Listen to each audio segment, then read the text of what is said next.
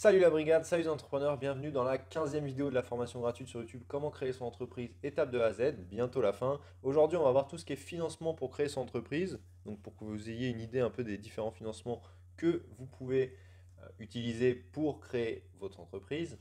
Donc juste avant de commencer, je vous rappelle que cette vidéo elle fait partie d'une série de vidéos composant une formation complète totalement gratuite sur YouTube. Donc allez voir la présentation de cette formation si ce n'est pas déjà fait et les vidéos précédentes. Et n'hésitez pas aussi à partager, à vous abonner, à laisser un j'aime et un commentaire. Pour poser vos questions, vous pouvez aussi la mettre directement dans les commentaires. Et sinon, il y a un groupe privé d'entraide sur Facebook. Donc vous avez le lien dans la description, vous pouvez nous rejoindre. Alors aujourd'hui, au sommaire, on va voir pourquoi chercher un financement, quelles sont les solutions de financement que vous avez pour créer votre entreprise, quelques conseils pour financer votre entreprise et les erreurs à éviter. C'est parti. Alors pourquoi chercher un financement? Lorsque vous créez votre entreprise, déjà c'est important, encore une fois je le répète, mais je l'ai dit dans la vidéo précédente, de vous faire accompagner par un professionnel pour réaliser votre montage financier et procéder à ce qu'on appelle la validation financière de votre projet de création. En faisant cette étape déjà correctement, donc c'est pour ça que j'insiste sur le fait de se faire accompagner parce qu'il ne faut pas oublier certaines choses et ça va assez vite d'en oublier. Ça vous permettra de calculer correctement votre besoin de financement. Voilà, donc si vous le faites correctement, vous saurez exactement combien vous aurez besoin d'argent. Donc ce besoin de financement, il va se retrouver dans ce qu'on appelle le plan de financement. Encore une fois, allez voir la vidéo précédente pour voir de quoi je parle. Et ça peut faire référence aussi à plusieurs sources de financement. Vous n'êtes pas obligé d'avoir qu'une seule source de financement, vous pouvez très bien en avoir plusieurs. Et c'est toujours conseillé de prévoir d'ailleurs une petite marge pour combler d'éventuels imprévus, ce qui arrive assez régulièrement dans la création d'une entreprise. Donc, en fait, qu'est-ce qui va se passer? C'est que la réponse pour savoir si vous avez vraiment, enfin, pour déterminer si vous avez besoin de financement ou non, cette réponse, elle va être donnée par la quantité d'argent que vous allez dépenser, en fait. Donc, vous allez le voir dans tout ce qui est tableau financier. Et donc vous allez voir tout ce que vous allez dépenser d'un côté et vous allez mettre ça en balance avec la quantité d'argent que vous allez gagner. Voilà, forcément. Et donc par rapport à ça, si la balance elle est déséquilibrée, euh, soit vous réalisez des bénéfices, soit vous allez réaliser des pertes, pardon. Et dans le cas des pertes, il va y avoir un besoin de financement qui sera à envisager. Et donc là, après, on va déterminer un peu quels sont les différents types quelles sont les différentes sources de financement que vous pouvez avoir et que vous pouvez demander en fonction de votre situation. Donc les solutions de financement que vous avez pour créer votre entreprise, alors il faut savoir déjà une chose, c'est que vous n'avez pas forcément de choix à faire. Ok, parce que c'est tout à fait possible de combiner différentes sources de financement, comme je vous l'ai dit précédemment, pour combler le besoin en financement de votre création d'entreprise. Donc il y a deux types de financements qui sont quand même à distinguer. Il y a ce qu'on appelle les financements internes et les financements externes. Alors les financements internes, ça va comprendre plutôt les apports en capital social, les apports en compte courant d'associés. Donc ça, c'est ce que vous apportez ou vous et vos associés apportent directement. Et on a ce qu'on appelle les financements externes, qui comprennent plutôt, par exemple, les emprunts bancaires, les crédits baux et locations, les aides et les subventions. Donc on va les détailler un petit peu après pour que vous ayez une liste complète. Alors, le premier type de financement, ça va être les financements internes. Donc, ça représente les financements qui viennent toucher aux fonds propres de l'entreprise. Donc, les fonds propres de l'entreprise, ça représente les capitaux apportés par l'entreprise au moment de sa création par ses actionnaires. Donc, initialement par la créateur de la structure. Donc, c'est vous quand vous créez votre entreprise, ou vous ou vos associés, combien vous apportez. Pour augmenter les fonds propres d'une entreprise, vous avez diverses options qui s'offrent à vous. Le premier, ça va être d'économiser de l'argent. Évidemment, si votre création va se faire dans plusieurs mois, ça va être la meilleure manière d'augmenter les fonds propres de l'entreprise. Ça peut être aussi demander de l'argent autour de vous, donc à la famille, aux amis. Donc là, c'est ce qu'on appelle de la love money en fait. Vous avez aussi ce terme qui est utilisé.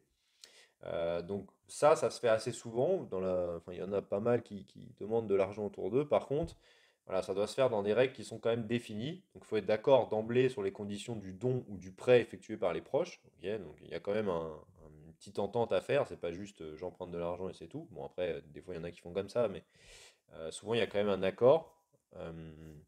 Donc, par exemple, est-ce que l'argent il vient en contrepartie d'une part de la société? Et évidemment, si vous avez des membres de votre famille ou des amis qui ont des parts dans la société, ça veut dire que ils vont avoir leurs mots à dire sur les décisions prises dans la structure. Donc c'est bien d'emprunter de l'argent comme ça, mais attention parce que derrière il peut y avoir un engagement légal fort à ne pas négliger. Donc voilà, réfléchissez un peu à tout ça. Mais en tout cas, c'est possible. Vous pouvez aussi vous associer. Évidemment, ça peut être une solution qui peut, pour avoir un apport qui soit plus conséquent. Mais encore une fois, l'association, alors j'en parle dans une précédente vidéo, n'hésitez pas à aller la voir, mais c'est important parce que l'association, il ne faut pas la faire n'importe comment. Donc s'associer juste pour avoir des fonds, avoir plus de fonds dans la structure, bah, des fois, ça peut être une des solutions envisagées. Sauf que bah voilà, derrière, c'est encore une fois une association. Donc si la personne, vous n'avez jamais travaillé avec elle, vous savez pas comment ça va se passer et que bah, ça se passe mal et qu'elle a beaucoup de parts de la société, bah, ça va poser problème. Donc voilà, faut encore une fois y réfléchir. Il y a tout ce qui est business angel. Donc ça va être des particuliers qui vont investir leur propre argent dans votre structure en contrepartie de parts de la société. Ok, donc ça peut être très bien parce qu'ils peuvent aussi vous donner des conseils dans le développement de vos structures, mais ça peut être aussi une barrière à votre liberté d'entreprendre, encore une fois, parce qu'ils auront leur mot à dire. Ok, donc encore, enfin, de toute façon, c'est tout ce qui est investissement. Il faut bien se rendre compte que dès que des gens prennent des parts dans votre société, bah, vous allez avoir quand même moins de liberté parce qu'il y aura d'autres personnes qui auront d'autres choses à dire, enfin, leur mot à dire sur la stratégie de votre entreprise. D'ailleurs, du coup, c'est pour ça qu'il y en a des fois qui décident de ne jamais s'associer ou de jamais avoir des investissements, bah, tout simplement parce qu'ils n'ont pas envie de donner une part de leur entreprise à d'autres personnes, parce que bah, ça pourrait poser problème. Donc il faut vraiment bien réfléchir avant de faire rentrer des gens comme ça dans votre capital, parce que après, bah, ça peut vraiment pas bien se passer. Et hélas, bah, si ça se passe pas bien, l'argent, enfin, même si l'entreprise a beaucoup d'argent, pardon, bah, ça n'empêche que si, enfin, c'est quand même les hommes et les décisions qui sont prises pour la direction de l'entreprise qui font tourner l'entreprise. Ok, donc c'est quand même ce qu'il y a de plus important. Et ensuite, vous avez ce qu'on a le capital risque ou la venture capital. Donc là, c'est une prise de participation par une ou plusieurs sociétés d'investissement. Donc c'est un peu comme des business angels, on va dire, mais c'est vraiment des sociétés d'investissement. Et là, même si en théorie vous restez actionnaire majoritaire, les prises de décision, elles vont quand même aussi être le résultat bah, des décisions des actionnaires. Donc c'est une bonne solution quand vous souhaitez vous développer rapidement, mais attention, par contre, tout ce qui est cadre juridique, c'est lourd et la mise en place est assez complexe. Et puis, bah, lever des fonds, maintenant, de nos jours, c'est quand même moins facile que dans les années 2000, on va dire, par exemple, où il suffisait d'avoir une idée limite pour lever des fonds. Maintenant, il va falloir quand même avoir un peu déjà une société qui est un peu développée, etc., avant de pouvoir réellement se dire, ok, je vais aller chercher des fonds. Parce que bah, ils vont vous demander plein de preuves, et si vous n'avez pas encore développé votre produit, vous n'avez pas de clients, etc., ça va être compliqué de les apporter. Donc globalement, faire le choix d'un financement interne, ça revient à augmenter votre capital de départ, ou le renforcer en laissant des partenaires externes prendre des parts, donc devenir actionnaire de votre société. Ça a l'avantage que l'argent ne doit pas être remboursé, donc ce n'est pas un poids financier sur l'entreprise, forcément, c'est pas comme un prêt à la banque. Euh, et le financement il peut être très élevé, ok, notamment dans les business angels ou le venture capital. Mais en contrepartie, je le répète, l'inconvénient, c'est que la prise de décision, elle est dorénavant partagée. Et la direction prise par une entreprise, eh ben, elle va résulter d'accords entre les actionnaires, donc tous les actionnaires, c'est-à-dire vous et toutes les personnes qui ont des parts dans la société. Et bah, du coup, il faut bien réfléchir parce qu'il y en a beaucoup quand même de créateurs qui cherchent à fuir en privilégiant plutôt les financements externes qu'on va voir juste après. On a donc le deuxième type de financement qui sont les financements externes. Donc ça, c'est indépendant des fonds propres de l'entreprise et bah, ils vont demander en général des remboursements ultérieurs pour certains d'entre eux, pas tous. Vous avez bon, déjà l'emprunt bancaire. Donc évidemment, c'est bah, la banque, c'est un des acteurs qui regardera le plus près, on va dire, ce qui est montage financier du projet, c'est-à-dire en gros vos validations financières. Donc ce qu'on a vu dans la vidéo précédente, parce que bah, pour eux, la validation financière d'un projet, c'est ce qui a, bah, c'est ce qui est le plus important. Parce que bah, s'ils prêtent de l'argent, ils veulent que derrière, il y a quand même enfin, ils veulent voir tous les chiffres et voir que vous êtes prêt à bien faire tourner la société pour qu'ils puissent avoir leur remboursement, tout simplement. Donc, si une banque croit en votre projet et la construction de son potentiel, bah, elle va vous prêter de l'argent sans problème, sinon elle ne le fera pas. Le principe de l'emprunt bancaire, c'est donc vous allez recevoir une somme d'argent, évidemment, que vous allez rembourser dans le temps, et vous allez avoir des intérêts d'emprunt pour compenser le risque par la banque d'avoir prêté bah, cet argent. C'est comme quand vous êtes en particulier, hein. Ensuite, vous avez tout ce qui est prêt à taux zéro ou prêt d'honneur. Donc ça, c'est proposé par divers organismes, comme par exemple Initiative France, qui est très connu pour les créateurs d'entreprises. Donc le montant, il va rester relativement faible, et le montage du dossier, il peut être long et compliqué, mais c'est un financement qui est avantageux d'un point de vue financier. C'est-à-dire que vous allez avoir voilà, c'est des prêts à taux zéro, bah oui, comme son nom l'indique, hein, vous allez avoir un taux, vous n'allez pas avoir d'intérêt ou des prêts d'honneur. Et d'ailleurs, ces prêts-là peuvent souvent vous permettre derrière d'avoir un emprunt bancaire à la banque. parce que voilà, ça permet de rassurer la banque en fait, tout simplement. Ensuite, on a tout ce qui est microcrédit ou microprêt. Donc ça, c'est réservé aux personnes qui n'ont pas pu obtenir de prêt bancaire. Le montant, il est plus réduit, évidemment. Les taux d'intérêt, eux, sont plus élevés. Donc c'est pas une solution qui est trop à privilégier, mais des fois, si une autre ne fonctionne pas, ça peut être un moyen de se lancer, surtout si vous n'avez pas besoin de beaucoup d'argent. Donc pourquoi pas, hein, écoutez, si, de toute façon, si on croit à son projet, même si les intérêts sont plus importants, c'est pas très grave. On a tout ce qui est subvention. Donc beaucoup de subventions existent. Alors il y en a via les. Faut chercher après en détail, hein, évidemment, mais il y a via les collectivités locales, départementales ou régionales. Il y a la BP aussi. La BPI, c'est un acteur important en ce qui concerne tout ce qui est subvention d'entreprise. Alors une subvention, ça n'a pas vocation à être remboursée et à être accordée aux entreprises, donc le secteur va être soutenu par l'organisme qui subventionne. Donc parfois, une partie de la subvention, c'est appelé avance remboursable et ça peut donner suite à un remboursement par l'entreprise sous condition, pardon.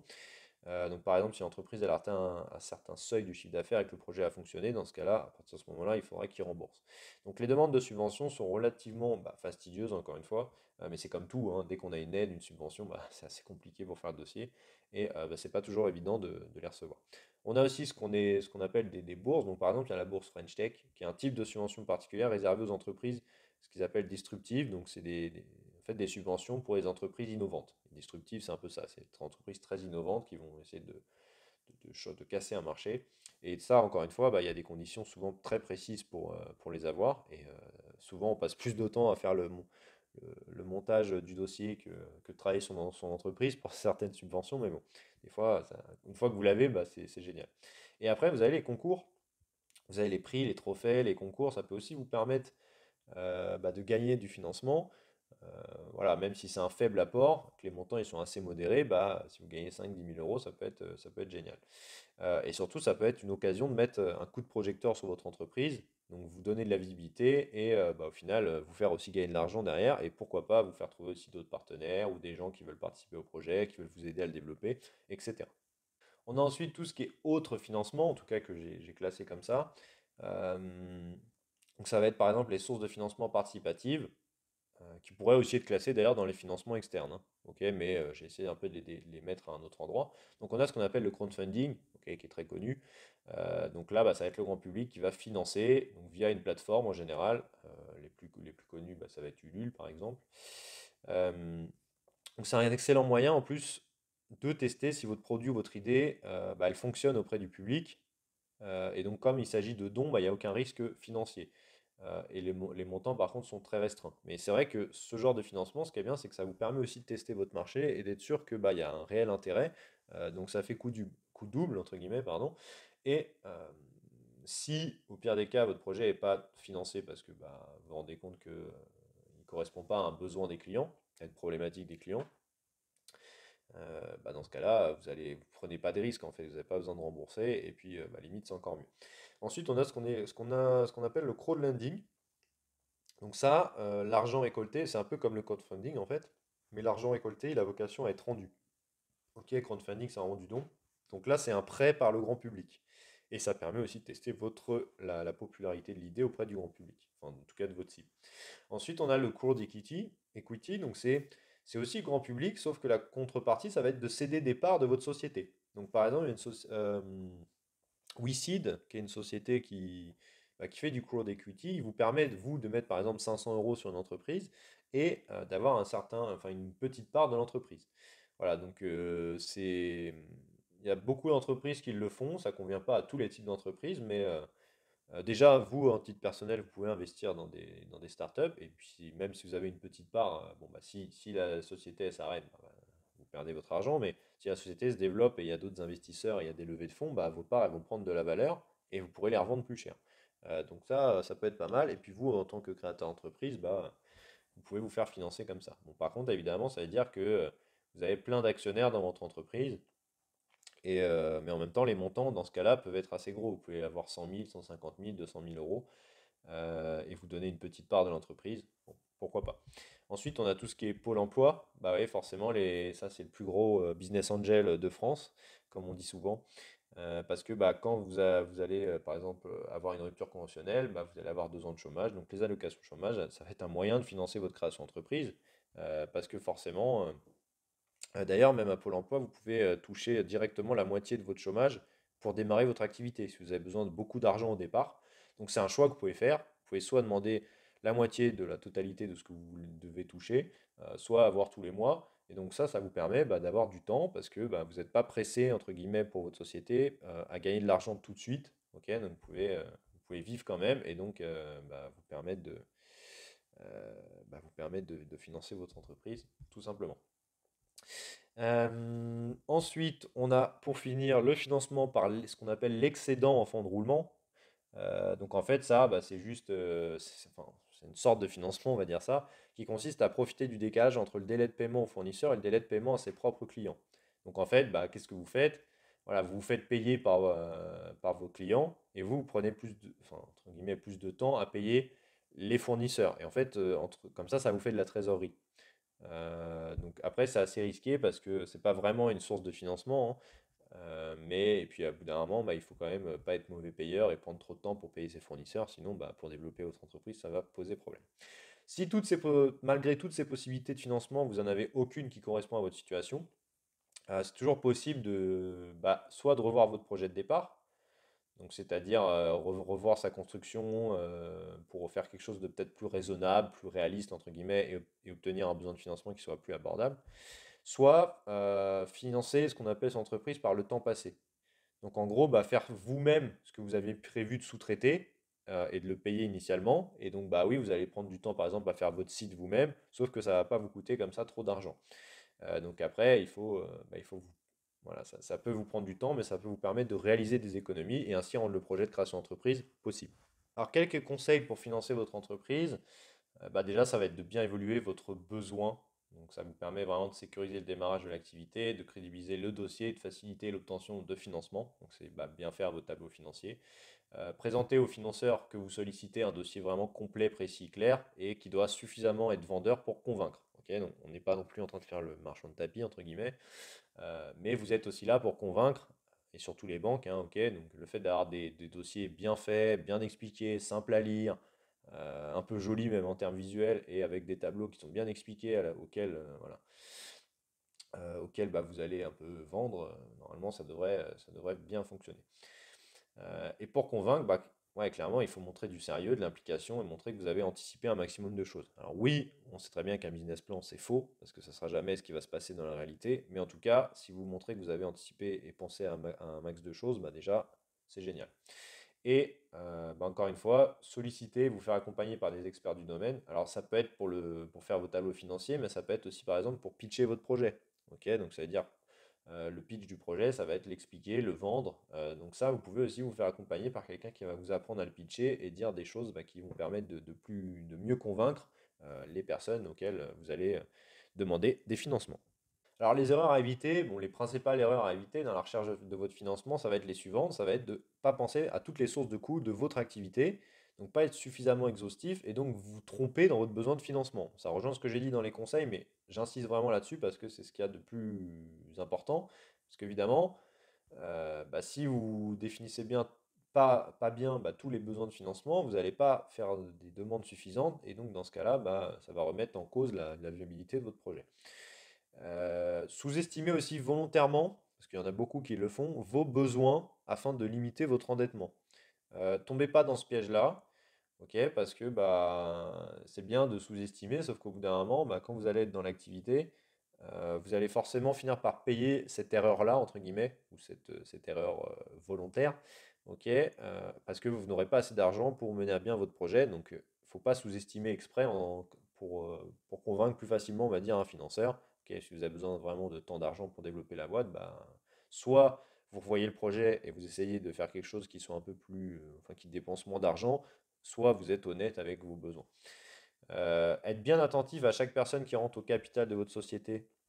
Ok, donc ça, c'est vraiment le côté, encore une fois, allez voir ma vidéo sur l'association parce que c'est très important, j'en parle pendant au moins 20 minutes, parce que l'association, c'est pas quelque chose qu'on fait à la légère, et quand des gens rentrent dans le capital de votre société, il faut être conscient qu'ils vont ils vont pouvoir prendre des décisions aussi, même s'ils n'ont pas le dernier mot forcément, mais si vous avez beaucoup d'actionnaires qui sont à penser quelque chose et que vous ne pensez pas la même chose, ça va pouvoir, enfin, ça va ça peut vous poser des soucis. Voilà, si, quand vous faites rentrer des gens dans le capital de votre société, il faut qu'ils aient la même vision, les mêmes envies, qu'ils aient envie de développer la boîte comme vous. Alors, même si des fois tout le monde n'est pas d'accord sur tout, c'est pas ce que je dis, mais il faut quand même qu'il y ait un axe et une route qui soit la même pour tout le monde. Et n'hésitez surtout pas à aller voir différents types de financeurs, ok, notamment les banques, hein, parce que bah, pour voir lesquels vont vous donner les meilleures conditions de financement. Ok, on sait très bien que les banques, des fois, d'une banque à l'autre, ça ne va pas du tout être la même chose. Et en plus, si votre projet il a un fort potentiel, bah, vous pouvez être en position de force, donc vous pouvez aussi essayer de négocier au maximum. Ok, c'est comme quand on fait un prêt en immobilier, hein, on peut essayer de négocier. Si vous dites à une banque, bah, moi j'ai vu notre banque, elle m'a fait un taux plus bas, et bah, si vous voulez que la banque elle vous prenne, bah, voilà, elle va baisser son taux. Donc c'est vraiment une question d'offre et de demande en fait, hein. Et si vous avez beaucoup de solutions de financement possibles, bah, n'hésitez pas à choisir la meilleure sur le plan financier, sur les autres aspects aussi, par exemple l'impact que ça aura dans la gestion de votre entreprise, ok, par rapport à la prise de part dans votre boîte par exemple. Mais n'hésitez pas à choisir tout ça et à les mettre en concurrence. Voilà pour tout ce qui est différents types de financement. Alors, il y en a peut-être encore d'autres, hein, je ne vous ai pas forcément tout dit, mais je vous l'ai dit les principaux. Donc comme ça, vous savez un peu plus bah, les différences et bah, savoir un petit peu plus bah, ce que vous pourriez utiliser. Dans la prochaine vidéo, je vais vous parler de tout ce qui est aide fiscale et sociale pour créer votre entreprise, parce qu'il faut savoir qu'il y a pas mal d'aides bah, sociales et fiscales pour créer votre société. Donc autant les utiliser. Par exemple, si je vous en donne une maintenant, si vous mettez votre local dans un certain département, vous allez par exemple ne pas payer de charges sociales sur les salaires si vous avez des salariés pendant 1, 2, 3 ans, ok, selon la zone. Donc, bah, c'est pas pour rien que les grosses sociétés vont des fois mettre leur bâtiment, leur QG entre guillemets, dans des zones comme le 93, ok, parce que bah, il y a des aides et ça permet de bah, justement avoir ces aides. Ok, donc c'est pas parce que ça leur fait plaisir d'aller là-bas, c'est juste que c'est des zones en développement qui en général essayent d'attirer un maximum d'entreprises en faisant bah, des aides fiscales et sociales. Ok, donc on verra un peu tout ça dans la prochaine vidéo qui sera l'avant-dernière vidéo. Et si vous avez la moindre question ou si vous voulez échanger avec moi, n'hésitez pas à laisser un commentaire. N'hésitez pas aussi à vous abonner et à cliquer sur la petite cloche pour être alerté des prochaines sorties vidéo. Et rejoignez-nous sur le groupe privé d'entraide sur Facebook pour échanger avec d'autres entrepreneurs, poser vos questions. Vous avez le lien dans la description et je vous dis à très vite pour la prochaine vidéo.